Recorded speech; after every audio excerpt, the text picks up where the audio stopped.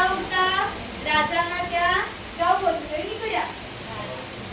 ચકલીબેન ઉડતા ઉડતા ઉડતા ઉડતા જતા હતા. ચકલીબેનને રસ્તામાં કુકડાભાઈ મળ્યા. તો કુકડાભાઈ કહે છે, ચકલીબેન તમે ક્યાં ચાલ્યા?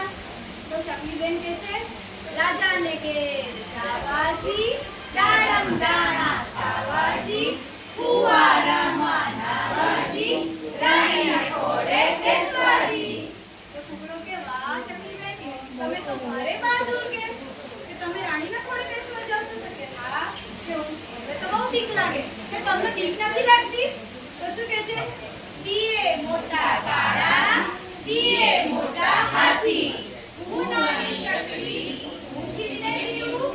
કુકડાભાઈ કે વાહ ચકલીબેન, તમે તો બહુ બહાદુર છો.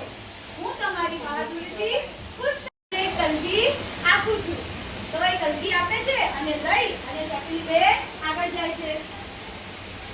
ચકલીબેન પાછા ઉડતા ઉડતા ઉડતા ઉડતા ઉડતા જાય છે.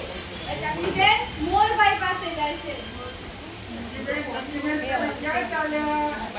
તો રાજાને કે જાવાજી, દાડમ દાણા ખાવાજી, ફુવારામાં નાવાજી, રાણીને ખોળે બેસવાજી.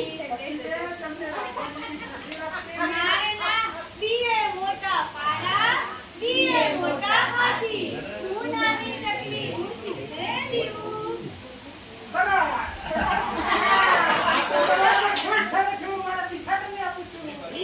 ખૂબ ખૂબ આભાર મોરભાઈ. હવે ચકલીબેન ઉડતા ઉડતા ઉડતા ઉડતા આગળ જાય છે. ત્યારે એક ચોકીદાર આવે છે. મને રાજાને મળવા જવું છે, મને જવા દેશો?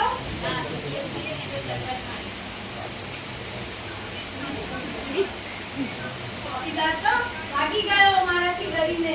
હવે કહું